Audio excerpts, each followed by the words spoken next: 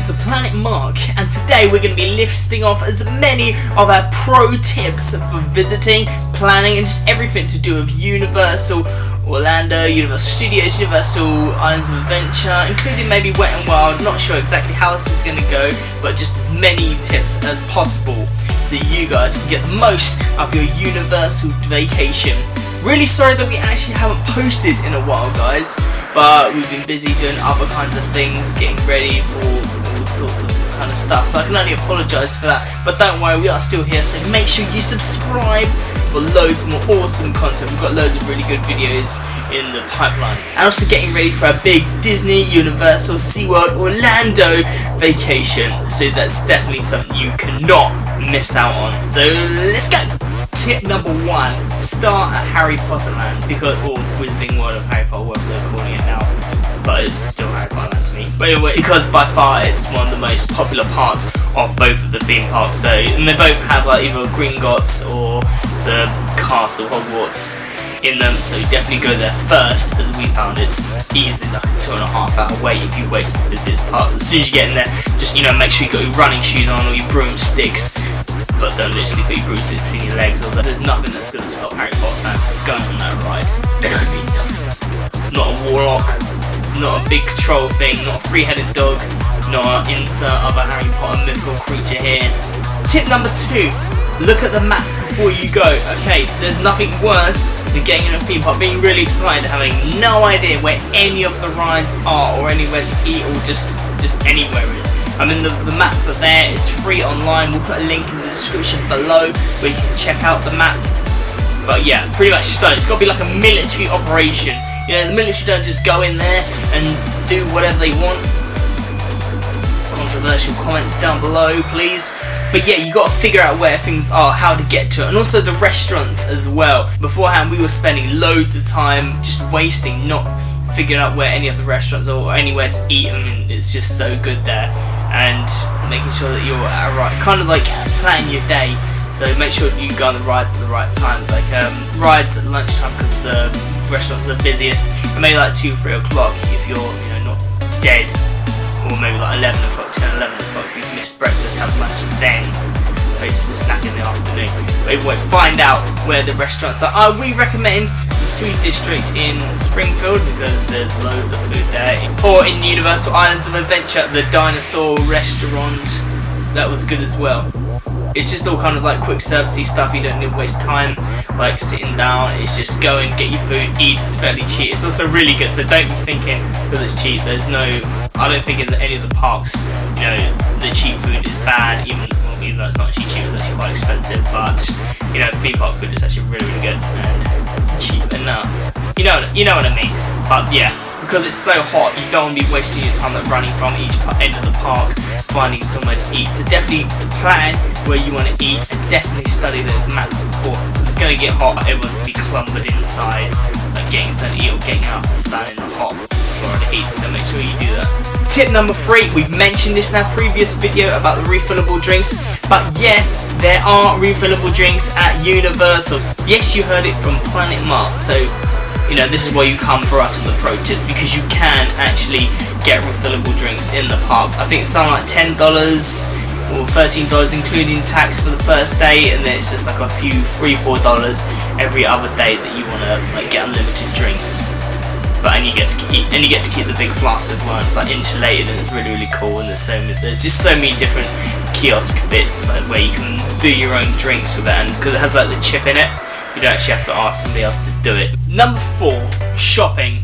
Okay, so say if you went into maybe like the Simpsons store, you think there's something you want to buy, however they've got it in the wrong size. If they're out of like the extra large, they will most likely have it in the giant Universal store in City Walk. There's this huge ass store with pretty much all of with a large selection of the stuff from the theme parks. Maybe not all of it, but a large load of it in this massive, huge, unbelievably big shop, and it's really cool as well. And also some other stuff which we found in there, which we didn't find in the park. So definitely worth checking out. It's on City Walk, it's a massive, huge eyesore, you cannot miss it. So just try not to blow your entire budget on like the first shop, because there's loads of places to shop at Universal. Tip number 5, get a butterbeer. Both parks, they're really good. I know over here in the UK we have the Harry Potter Studio Tour, but the Butterbeer over there is nothing compared to whatever we have in the UK. It's just a different, better recipe. It's just awesome. The little goblet trophy thing you get as well is really like awesome. It's just the perfect. I know you guys love the food stuff that I do, so it's just perfect for that really hot Florida sun. Just try not to do what I did and drink too much of it at one go, then you get the world's biggest brain freeze. It felt like I had some kind of like explosion in my head of ice. But it was good, it was bad. It was delicious and painful at the same time. Tip number 6. Don't take open water onto the rides. And you may be thinking, okay, but there's any ride which it's going, water's going to get spilt, so you take a cup of water from a drink, then they're going to stop you on the ride. No, they're not going to stop you, because we went to Transformers. We actually had an open glass or an open plastic cup full to the brim of water just for one Transformers. So I actually asked the guy, "Yeah, can we go on here? I mean, it's not going to jostle us or anything." And then the guy kind of looked at us with a smile, which thought I can tell them anything and they're gonna believe me. And he was like, "No, it's absolutely fine. Go in there." Not realizing that the Transformers ride, although it's not one of those ones which takes you upside down, it is one which shakes you around a hell of a lot and twists and that kind of stuff. And the water surprisingly went all over me. So damn you, maintenance guy. Tip number 6. If you're doing just a straight Disney vacation but want to do maybe 2 days at Universal, maybe it's worth, you might want to think about booking into a hotel at Universal, possibly before or maybe after your Disney vacation, preferably before. Nothing more pointless than seeing people who are either renting out cars and not really using them much and then paying all that money, or getting expensive taxis from Disney all the way to Universal, there, back, when you might as well just get it there once, book a hotel for one night. But anyway, that's always an option. I mean, it's not as big as the Disney parks, but it's still definitely worth doing at least 1 day of each of the parks. We do 2 weeks at both the parks alongside SeaWorld and Orlando bits. But if you just want to literally leg it around the park, do all of the rides once, not really enjoy yourself, then do this 1 day in the parks. But I definitely recommend it too. Tip number 7. If you're going to eat at one of the restaurants at City Walk, you have to book. Okay, this is something we learned the hard way when we went there and we thought, okay, well, it's not perhaps just a normal restaurant, we're just going to go in and ask. Maybe if we went 7, 8 o'clock, we'd be fine. Ooh, we went to Margaritaville. It's the Jimmy Buffett restaurant, which is really good, and I've been there before, it's awesome. We walked into there and they said it was about 45 to an hour long wait, and I really couldn't be bothered to wait up to 45 minutes or an hour just to get seated, and then had to order my food and all that. But no, we went to literally 3-4 different restaurants on City Walk, which we hadn't booked beforehand, just thinking if we went late then it would be fine. I don't think it cost you anything to book, so and it's really good there anyway. Well, either way, we ended up in this, literally, it's a Burger King that only does Whoppers. All different kinds of Whoppers, and okay, I've got to say, anybody in America, you're not gonna understand this, but people in the UK, but the burgers in Burger King are so much bigger. Americans are just used to it, but people over here, you think the Burger King burgers are the same size as the McDonald's burgers. No, they're huge, a lot bigger. It's probably the biggest notice that we can see from a UK perspective and one of the rest, because McDonald's is pretty much kinda the same over there it is over here, with very minor differences. KFC, UK, we have KFC better, but it's only because of the taste of Burger King. America does Burger King so much better and so much bigger and just so much more awesome. Tip number 8. I don't normally say this, but for Wet n Wild, buy the wristband, the fast pass thing. Normally, when you go to theme parks, I wouldn't say I try to save as much money as possible, and don't buy any fast pass or anything like that, because you're in the parks all day. But the water parks, you're not going to be in there all day, because you're pretty much out in the hot sun and it's terribly burning. And I don't think we'll spend a whole day at the water park ever. Literally, it's only a maximum of a few hours. and imagine being standing out in the hot Florida sun, the incredibly hot Florida sun, for that long, waiting for just to go down a slide which only lasts like a few seconds. That's why it's definitely worth just getting the fast pass for this one only. I mean, I'm pretty sure this is the only one that actually has the only water park which has fast pass, and it's definitely worth getting. It's worth paying the extra few dollars just to get that and like going, not having to wait hours on end for a slide. Tip number 9, the parking. If you've got a car, it's £20 to park in there all day. However, if you wait till after 6, it goes down to just $5.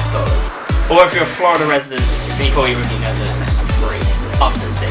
But that's why if you're thinking, okay, should I got 5 or should I got 6, you know, save yourself $15 and go an hour later. And also you get the benefits of people are leaving at that time as well. About 6 o'clock it gets a bit more empty, and also it's a bit cooler as well, so it's not as going to be frustratingly hot. So grab a bite to eat, get some rides in, because most days it doesn't close till 10 or 11, so you've still got another 4 or 5 hours of rides in there, which is going to be enough time. And number 10, plan when you're going to go. Okay, we haven't done this time, but we wanted to so badly go, we just couldn't afford it. We wanted to go to Halloween Horror Nights. We just see it every year. If you're a massive horror fan, there's something you cannot miss. There's loads of really good videos out there saying about Halloween Horror Nights 26, and it just looks awesome. I wish I was going, but unfortunately I'm not. I'm kind of kicking myself off. Definitely make sure you check out our vlogs that we'll be doing, and we'll be telling you everything there is to know about Universal Christmas. What special events there are. I know they've got different parades and things like that, and all characters out. I know the Grinch is a big part of their holiday festivities, and I know the other events around the year go on, like there's Mardi Gras, or the bead thing as I call it. There's loads of beads. There's some like Christian rock concert thing, but there's always loads of really interesting stuff going on, and even if it's not a special event, it's all good. Bonus tip number 11.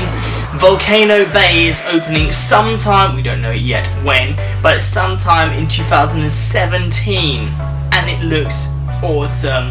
I don't know exactly what it's about so far. All we know is it's going to be a volcano, and just we've got very few pictures to go off by now, but it's their new water park. We don't even know if they're going to keep Wet n Wild open. I can't imagine them closing it down, but I'm pretty sure they're trying to make it a bit more integrated with the other Universal parks. Since Wet n Wild's bit, you know, it's out on International Drive, whereas Universal's in its own like little bit just off it. But it looks awesome, and I cannot wait to go. So if you're thinking about when should I book like now, when, do it for when Volcano Bay is open. It's the only thing I can recommend, and I can't recommend that one strong enough. And anybody that's watching this in the future, or if you're watching it now, tell me, what do you think of Volcano Bay? You can tell me in the comments below. But that's really it for our Universal tips. We're going to give a lot more general tips, but we thought that's a video for another day, and also there's loads of ones out there. We don't want to be like too general, because you know, just like wash your hands, be nice, like just like pack the right things. But we've got loads more stuff coming up. And remember to tell me if there's any other videos you want me to do, or any other tips that you want me to help you out with, or any other ways we can make your Orlando vacation better. But as I said at the beginning of this video, make sure you subscribe, because it's all coming out and we're all getting excited, and it's definitely something you need to see. Like this video, share it around, and remember to join us over on Twitter at PlanetMarkVlog, or Facebook, facebook.com/PlanetMarkVlog. See you on the next one, guys.